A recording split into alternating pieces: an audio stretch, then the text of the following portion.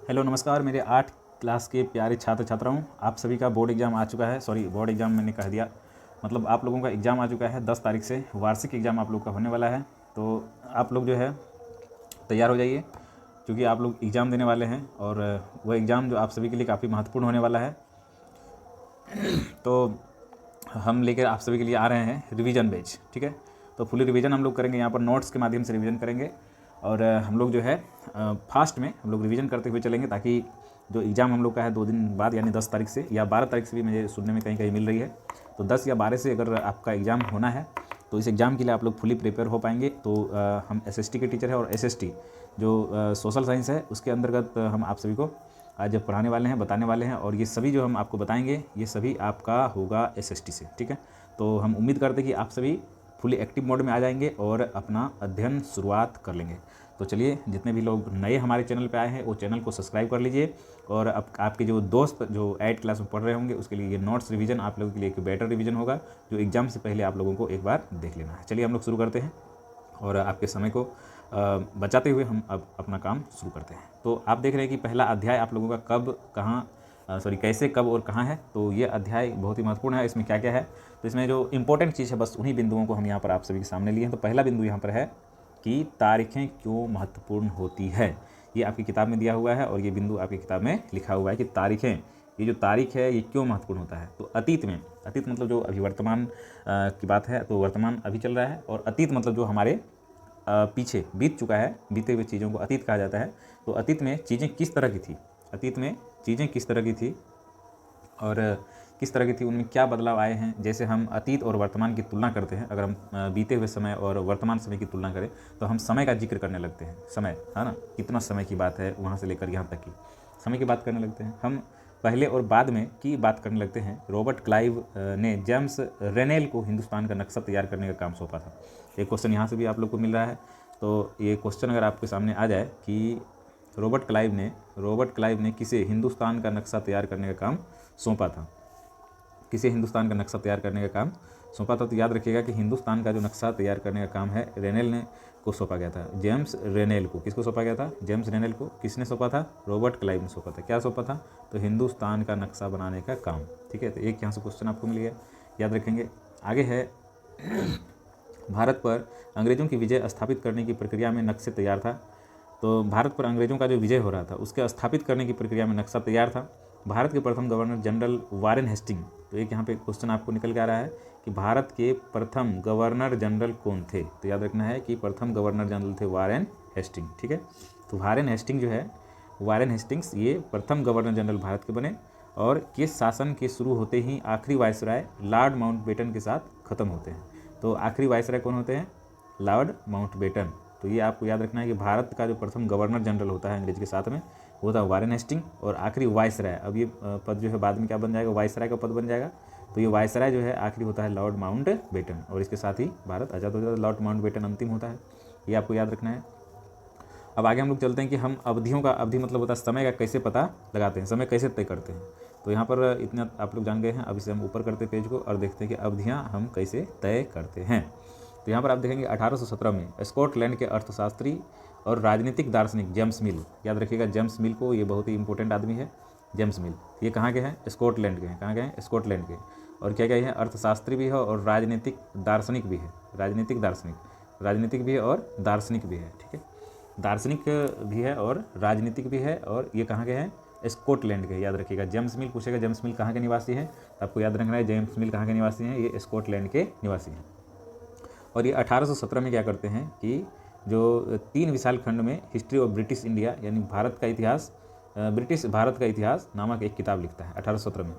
1817 में एक किताब लिखता है जिसका नाम क्या होता है? ए हिस्ट्री ऑफ ब्रिटिश इंडिया। तो 2 क्वेश्चन यहाँ से आपको निकल के आ रहा है कि ए हिस्ट्री ऑफ ब्रिटिश इंडिया नामक किताब किसने लिखा। तो आपको याद रखना है कि स्कॉटलैंड के अर्थशास्त्री जेम्स मिल ने एक किताब लिखा, ए हिस्ट्री ऑफ ब्रिटिश इंडिया, यानी कि जब अंग्रेज़ों के हाथ में भारत था उस समय की इंडिया के बारे में वो किताब लिख रहा है। और इसको कितने भागों में बांटा है? 3 विशाल खंडों में बांटा है, 3 भागों में बांट दिया है। किताब लिखी। इस किताब में उन्होंने इतिहास को हिंदू मुस्लिम और ब्रिटिश काल, यानी कि एक ऐसा समय मतलब इतिहास के कालखंड को ये 3 भाग में बांटा है। एक ऐसा समय जबकि सिर्फ हिंदू राजाओं का समय था, हिंदू लोगों का समय था, और दूसरा एक समय ऐसा बांटा गया मध्यकाल जिसे हम लोग कहते हैं, तो उसमें मुस्लिम शासकों के आगमन से वहाँ पे शुरू करते हैं और वो कहते हैं कि ये काल सिर्फ मुस्लिमों का रहा है और इसके बाद अंग्रेज़ों का काल रहा है। तो ये 3 भाग में इतिहास को बांटते हैं और बताते हैं कि हमारा इतिहास जो है ये 3 भागों में बटा है। और किताब का नाम क्या है? ए हिस्ट्री ऑफ ब्रिटिश इंडिया। ये किताब लिखे थे किसने? स्कॉटलैंड के अर्थशास्त्री जेम्स मिल ने। तो ये अब बात आप लोग यहाँ तक जान चुके हैं। आगे देखेंगे कि इतिहास को इन्होंने 3 भाग में बांट दिया। तो क्वेश्चन अगर आपसे पूछा जाए कि कौन सा वो इतिहासकार है जिन्होंने भारत के इतिहास को 3 कालखंड में बांटा है, और वो तीनों कालखंड क्या है? वो तीनों कालखंड है हिंदू, मुस्लिम और ब्रिटिश। तो आपको याद रखना है कि वह लिखने वाले हैं, वह जो इतिहास को 3 कालखंड में बांटे हिंदू, मुस्लिम और ब्रिटिश में, उनका नाम है जेम्स मिल। याद रखना आपको। आगे है इतिहास को हम अलग अलग कालखंडों में बांटने की कोशिश क्यों करते हैं, क्यों हम लोग बांटते हैं इतिहास को अलग अलग कालखंड में? तो इसका एक वजह यह है कि हम एक दौर की खासियत, उसके केंद्रीय तत्व को पकड़ने की कोशिश करते हैं कि मतलब क्यों हम समय को बांटते हैं, अलग अलग काल में क्यों बांटना चाहते हैं। तो हम ये देखते हैं कि कुछ जो समय होता है, कुछ समय का कालखंड जो होता है, उसमें कुछ अलग चीज़ों की अलग तरह की चीज़ें वहाँ पर होती है, और उसके बाद जो समय आता है उसमें जो कुछ चीज़ें होती है, उसमें बदलता हुआ स्वरूप वहाँ पर नज़र आता है। तो ये कह सकते हैं कि हम उस चीज़ों, वहाँ की जो है खास बात होती है, केंद्रीय तत्व क्या है वहाँ की, मतलब केंद्रीय भूमिका क्या रही है उस समय की, उन चीज़ों को यहाँ पर पकड़ने की कोशिश होती है। इसीलिए ऐसे शब्द महत्वपूर्ण हो जाते हैं जिनके सहारे हम उस समय को बांटते हैं। ये अवधि, मतलब समय से दूसरी अवधि के बीच, दूसरे समय के बीच आए बदलाव के महत्व का होता है। तो ये महत्व को दिखाता है भाई, यहाँ से लेकर यहाँ तक की जो टाइम पीरियड है, समय है, इतिहास के कालखंड है, उसके क्या, उस समय में कौन कौन सी घटनाएं घट रही है, उस समय की कौन सी महत्वपूर्ण बातें हैं, और जो दूसरे कालखंड की जो कुछ महत्वपूर्ण बातें हैं, जरूर उनसे कुछ ना कुछ अलग आपको दिखता है। जैसे कि आप देख रहे हैं कि ये जेम्स मिल, जो कि एक इतिहासकार है, स्कॉटलैंड के हैं, इन्होंने हिंदू, मुस्लिम और ब्रिटिश काल में बांटा। तो इसको ऐसा लग रहा होगा कि उस काल में सिर्फ हिंदुओं का शासन रहा है, और बीच वाले काल में सिर्फ मुस्लिमों का शासन रहा है, इसके बाद ब्रिटिश का शासन रहा है। तो इस प्रकार से उसको लग रहा होगा ये कालखंड जो है, इसमें वो अंतर करने का, यानी उसके जो केंद्रीय तत्व को उन्होंने पकड़ने का कोशिश किया होगा। तो ये बात है कि केंद्रीय तत्व को पकड़ने की कोशिश, और एक अवधि से दूसरे अवधि के बीच क्या क्या अंतर हुए हैं, क्या क्या बदलाव हुए हैं, उन चीज़ों को बात जानने की कोशिश यहाँ पर शामिल इसमें होगी। ठीक है, तो ये आप यहाँ तक देखें कि हम अवधियों को कैसे तय करते हैं और क्यों हम लोग इतिहास के कालखंडों को बांटते हैं। तो ये आपने समझ लिया है। अब आगे हम लोग चलते हैं और आगे हम आपको बताएंगे मिल के बारे में। ठीक है, मिल यानी कि वही जेम्स मिल है, ये मिल यानी वही जेम्स मिल है। मिल्स को लगता है कि सारे एशियाई समाज सभ्यता के मामले में यूरोप से पीछे है। इतिहास की उनकी समझदारी ये थी कि भारत में अंग्रेज़ों के आने से पहले यहाँ हिंदू, मुसलमान, तानाशाहों का ही राज चलता था। उनका ये मानना था कि जो भारत में अंग्रेज आए, तो अंग्रेज़ों के आने से पहले यहाँ पर हिंदू और मुसलमान, तानाशाहों का ही राज चलता था। इसीलिए उन्होंने क्या किया, हिंदू, मुस्लिम और ब्रिटिश काल में भारत के इतिहास को बांट दिया। यहाँ चारों ओर केवल धार्मिक बैर, यानी कि जो धर्म के आधार पर कट्टरपंथी था वो था, जातिगत बंधन था, अंधविश्वास में लोग डूबे हुए थे। इन सभी चीज़ों का ही बोलबाला था, इनका कहना है। मिल की राय में ब्रिटिश जो शासन है, मिल की राय में, यानी जेम्स मिल जो इतिहासकार है, उनकी राय में जो ब्रिटिश शासन ये भारत को सभ्यता की राह पर ले जा सकता था। इनका कहना है, मिल का कहना है, जेम्स मिल का कहना है, जो ब्रिटिश भारत का जो शासन है वो भारत को सभ्य बनाने के लिए आया था। इनका मानना है कि ब्रिटिश का शासन भारत को सभ्यता की राह पर ले जा सकता था, क्योंकि भारत के लोग असभ्य हैं। इनका कहना है, देखो इसकी ओछी मानसिकता वाले लोग हैं, जो भारत के सभ्यता को, जो भारत की सबसे प्राचीन सभ्यता जहाँ रही है, उनको ये लोग क्या कह रहे हैं कि ये लोग सभ्य नहीं है, हमारी ब्रिटिश की जो शासन है इन्हें सभ्य बनाएगी, सभ्यता की राह पर ले जा सकती है। ये कह रहा है कौन? ये कह रहा है जेम्स मिल। तो इस काम के लिए ज़रूरी था कि भारत में यूरोपीय शिष्टाचार है ना, कला, संस्थान और कानून को लागू किया जाए। तो ये जो छोटे मानसिकता वाले लोग थे, ये जो अंग्रेज लोग थे, उन लोगों का ये मानना था कि भारत के लोग सभ्य नहीं हैं, भारत के लोगों के पास सभ्यता नहीं है, जीवन जीने इन लोगों को नहीं आता है, या यहाँ के लोगों को सभ्य बनाने के लिए ब्रिटिश भारत का शासन, यहाँ पर ब्रिटिशर्स का, अंग्रेज़ों का शासन यहाँ होना जरूरी है। जो यूरोपीय देश हैं, यूरोपीय क्षेत्र के जो शिष्टाचार हैं, जो कला है, जो संस्थान है और कानून जो है, उनको यहाँ पर लागू करने की ज़रूरत है, तब जाकर भारत के लोग सभ्य बन पाएंगे। सभ्यता यहाँ पर सिखाने की ये बात कर रहे हैं कि हम सभ्यता सिखाएंगे भारतीय लोगों को। और मिल ने यहाँ तक सुझाव दिया कि अंग्रेज़ों को भारत के सारे भूभाग पर कब्जा कर लेना चाहिए, सारे भूभाग पर कब्जा कर लेना चाहिए। ये कह रहा है कि ब्रिटिश जो है अंग्रेज़ों को भारत के संपूर्ण भूभाग पर कब्जा कर लेना चाहिए ताकि भारत की जनता, भारतीय जनता को ज्ञान और सुखी जीवन प्रदान किया जा सके। ये कहना है जेम्स मिल का कि वो अंग्रेज जो आए थे वो अपने इतिहास के माध्यम से हमें ज्ञान सिखाने आए थे। बताइए, चलिए आगे देखते। फिर जो लिखा हुआ है उनको हम लोग को पढ़ना है। आगे लिखा है इतिहास की इस धारणा में अंग्रेजी शासन प्रगति और सभ्यता का प्रतीक था। अंग्रेजों द्वारा सुझाए गए वर्गीकरण अलग हटकर इतिहासकार भारतीय इतिहास को आमतौर पर प्राचीन, मध्यकालीन और आधुनिक काल में बांटकर देखते हैं। तो इतिहास की जो धारणा अंग्रेजी शासन प्रगति और सभ्यता का प्रतीक था, अंग्रेजों द्वारा सुझाए गए वर्गीकरण से अलग हट करके जो भारतीय इतिहासकार हैं वो भारतीय इतिहासकार ने इन्हें प्राचीन और मध्यकालीन, इसके बाद आधुनिक काल में बांटकर देखा है इतिहास के कालखंड को। और वास्तविक में यही होना चाहिए था क्योंकि मुस्लिम काल में बांटना उतना उचित नहीं प्रतीत होता है, हिंदू काल में बांटना उतना उचित प्रतीत नहीं होता है जितना कि हम प्राचीन, मध्यकाल और आधुनिक काल में बांटकर इतिहास को पढ़ सकते हैं। पश्चिम में आधुनिक काल को विज्ञान, तर्क, लोकतंत्र, मुक्ति और समानता जैसी आधुनिकता की ताकतों के विकास का युग माना जाता है। तो ये याद रखिएगा, 2-4 चीज़ यहाँ पर आप देख रहे हैं कि आधुनिक काल पश्चिम में, यानी कि जो यूरोपीय राष्ट्र हैं वहाँ पे आधुनिक काल को, जो वर्तमान समय के जो कालखंड चल रहे थे नए काल, उसमें विज्ञान, तर्क, लोकतंत्र, मुक्ति, समानता, ये सब आधुनिकता की ताकत है और इसी को विकास का युग माना जाता था वहाँ पे। अंग्रेजों के शासन वाले युग को औपनिवेशिक युग कहते हैं। तो ये आप यहाँ से पूछा जाएगा कि अंग्रेजों का जो शासन है, अंग्रेजों के शासन वाले युग को क्या कहा जाता था। तो आपको याद रखना है कि अंग्रेज का जो शासन था उस युग को कहते हैं औपनिवेशिक युग। कौन सा युग कहते हैं? औपनिवेशिक युग कहा जाता है। याद रखिएगा। तो अब एक सवाल यहाँ पे उठ के आपके सामने आ रहा होगा कि उपनिवेश क्या होता है, औपनिवेशिक क्या होता है। तो औपनिवेशिक का मतलब हम आपको ये समझा दें तो औपनिवेशिक का मतलब ये होता है जब कोई राष्ट्र एक दूसरे राष्ट्र पर आंतरिक रूप से जो सामाजिक, राजनीतिक, आर्थिक जितने भी संसाधन होते हैं उस पर अपना कब्जा जमा लेते हैं, शासन जमा लेते हैं। तो जब वह राष्ट्र, दूसरे राष्ट्र जो है इस राष्ट्र पर अपना सारा दबदबा बना लेते हैं, तो जो दूसरा राष्ट्र होता है वो पहले राष्ट्र का उपनिवेश कहलाता है। तो इसी प्रकार से यहाँ देखिए लिखा भी हुआ है औपनिवेशिक क्या होता है। तो देखिए औपनिवेशिक क्या होता है उसके बारे में हम आपको बता रहे हैं। तो औपनिवेशिक के बारे में आप देखिए लिखा हुआ है कि अंग्रेजों ने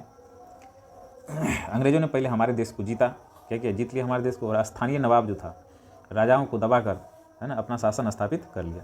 पहले यही किया। वो यहाँ पर आए थे किसके लिए? आए थे यहाँ पर व्यापार करने के लिए, और व्यापार के साथ साथ उन्होंने क्या करने लगे, स्थानीय नवाब और राजाओं को दबा करके यहाँ पर उन्होंने क्या किया, अपना शासन स्थापित कर लिया। उन्होंने अर्थव्यवस्था, समाज पर नियंत्रण स्थापित किया। तो अर्थव्यवस्था मतलब जिनसे आमदनी के स्रोत हैं, जिनसे आमदनी आते हैं, पहले उन चीज़ों को अपने हैंड में लिया। इसके बाद वो क्या कि समाज पर नियंत्रण करना शुरू कर दिया। तो समाज पर जो नियम है उस पर स्थापित किया, नियंत्रण स्थापित किया। अपने सारे खर्चों को निपटाने के लिए राजस्व वसूल किया, जो यहाँ के जो राजस्व है, राजस्व वसूल किया अपना खर्चा निपटाने के लिए। ब्रिटिश शासन के कारण यहाँ की मूल्य, मान्यताओं और पसंद नापसंद, रीति रिवाज, तौर तरीकों में बदलाव आए। तो ब्रिटिश शासन के कारण ही यहाँ पे इन सभी चीज़ों में क्या देख रहे हैं आप, बदलाव देख रहे हैं, क्योंकि वो यहाँ पर कह रहे हैं कि हम यहाँ पे सभी बनाने आए और अपनी चीज़ों को यहाँ पर थोप रहे हैं भारतीयों के साथ। और इसी कारण से हमारे देश के अंदर, भारत के अंदर जो मूल्य है, मान्यताएँ हैं, पसंद नापसंद, रीति रिवाज, तौर तरीके, इन सभी में क्या हो गए, बदलाव आ गए।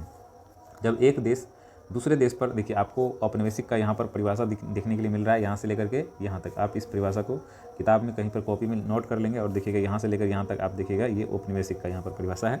जब एक देश दूसरे देश पर दूसरे देश के दबदबे से इस तरह के राजनीतिक, आर्थिक और सामाजिक, सांस्कृतिक बदलाव आते हैं, इस प्रक्रिया को औपनिवेशीकरण कहते हैं।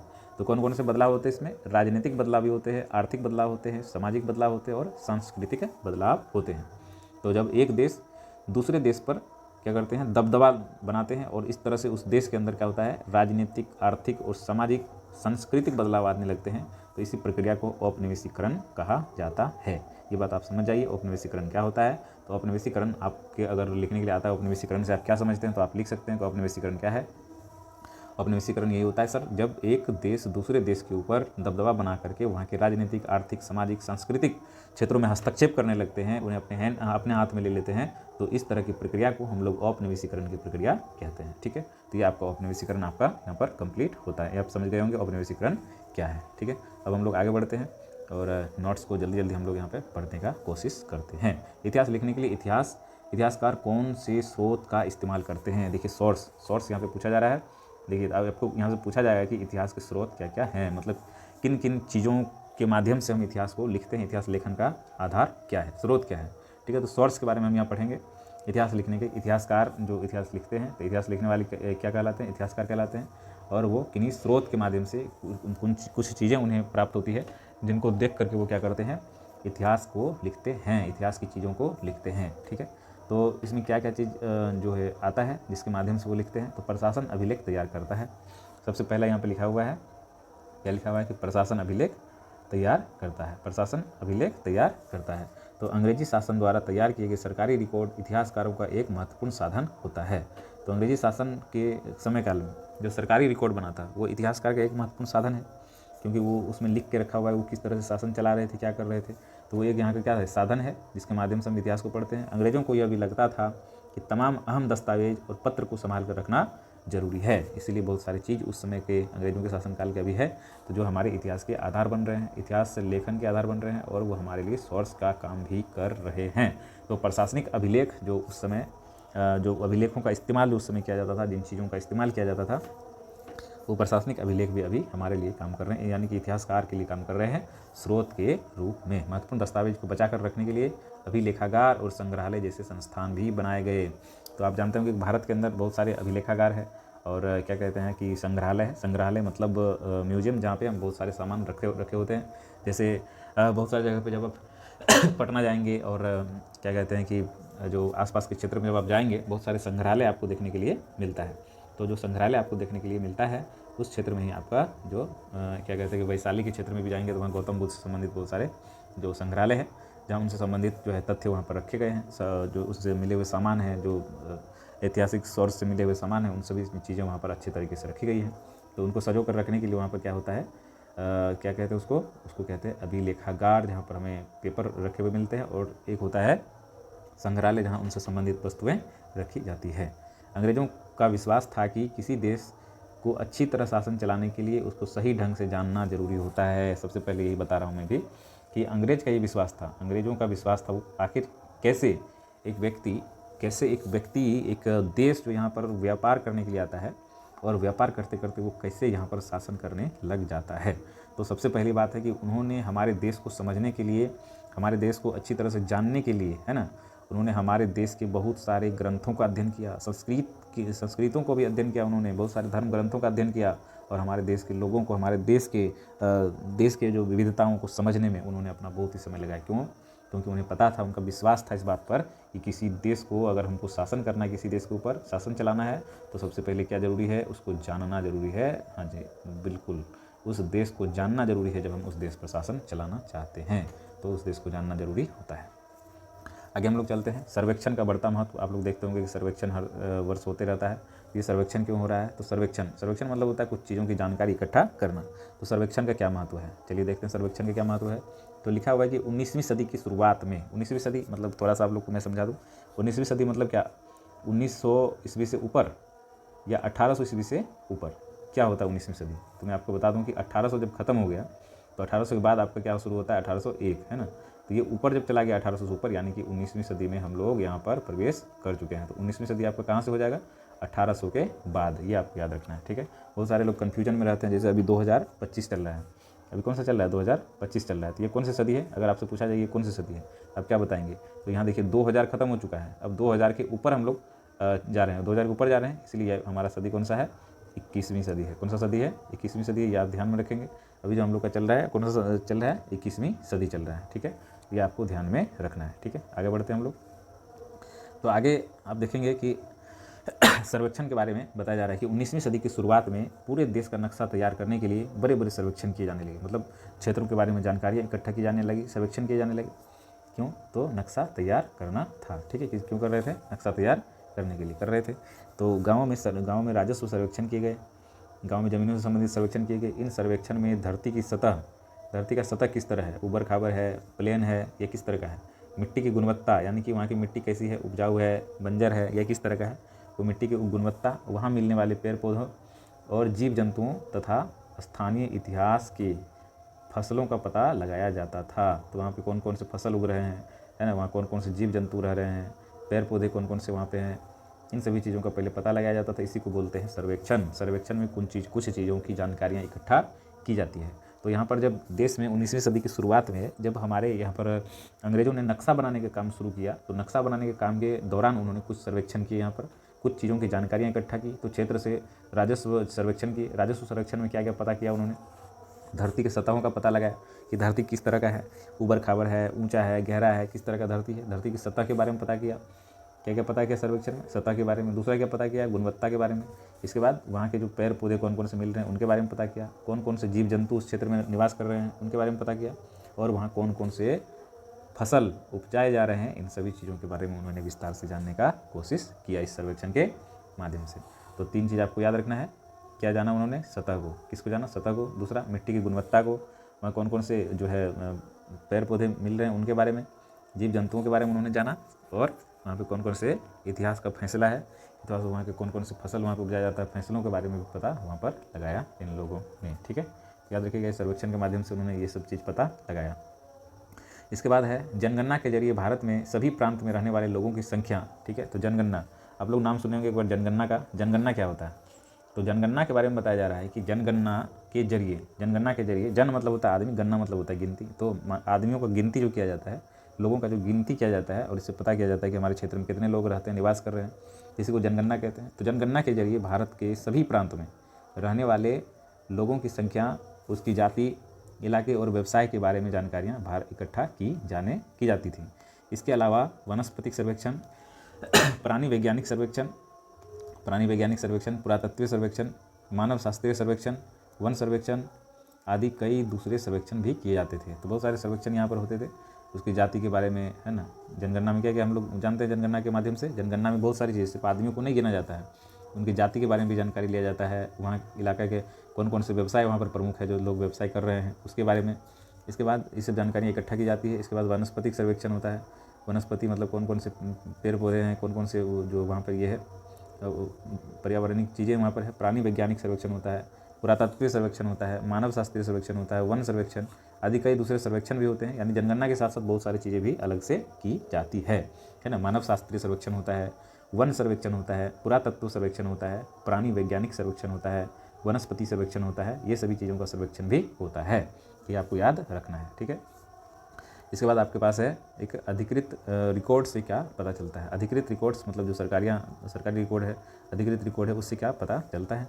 तो जैसे जैसे छपाई तकनीक, आप लोग जानते हो कि जो छपाई तकनीक है यहाँ पे आया था सबसे पहले, तो अंग्रेज़ों ने यहाँ पे लाया था छपाई तकनीक। तो ये आपको याद रखना है कि अधिकृत रिकॉर्ड से क्या पता चलता है, यानी कि भारत के अंदर जो छपाई तकनीक आई थी अंग्रेज़ों के द्वारा लाया गया था, अधिकृत रिकॉर्ड से क्या पता चल रहा है। तो जैसे जैसे छपाई तकनीक फैली, यानी कि जो छपाई करने वाली चीज़ों का जैसे जैसे प्रादुर्भाव हुआ, जैसे जैसे वो ज़्यादा विकसित होने लगी, अखबार छपने लगे, तो छपाई की चीज़ें जब आ गई तो अखबार छपने लगे, और विभिन्न मुद्दों पर जनता में बहस भी होने लगी। नेता और सुधारकों ने अपने विचारों को फैलाने के लिए लिखा। जो नेता है, जो विचारक है, वो अपने विचार को लोगों तक पहुंचाने के लिए, लोगों तक उन चीज़ों का प्रसार करने के लिए उन्होंने क्या किया, लिखा। पत्रों के माध्यम से लिखा, पत्रिकाओं के माध्यम से लिखा, उन्होंने अखबार में लिखा। कवियों और उपन्यासकारों ने भी अपनी भावनाओं को व्यक्त करने के लिए लिखा। तो कवि जो होते थे वो भी कविताओं के माध्यम से, और जो उपन्यासकार होते थे वो उपन्यास के माध्यम से लोगों को जागरूक करने, अपनी भावनाओं को व्यक्त करने का प्रयास किया। तो ये आपको याद रखना है। ये हमारा फर्स्ट चैप्टर का नोट्स अभी शायद कंप्लीट हो रहा है, और इसी तरह से आप लोग हमारे वीडियो पर बने रहें। पहला अध्याय का जिस प्रकार से हमने आप सभी को नोट्स कंप्लीट करवाया है, इसी तरह से हम हर अध्याय के नोट्स को कंप्लीट आप सभी को करवाएंगे। और इसी वाणी के साथ मैं अपनी आज की इस वीडियो को समाप्त करता हूं। आप लोग हमारे इस चैनल पर बने रहें और ज़्यादा से ज़्यादा लोगों तक शेयर करें, सब्सक्राइब करें चैनल को। बहुत बहुत धन्यवाद आप सभी का। आपका दिन शुभ हो। जय हिंद, जय भारत।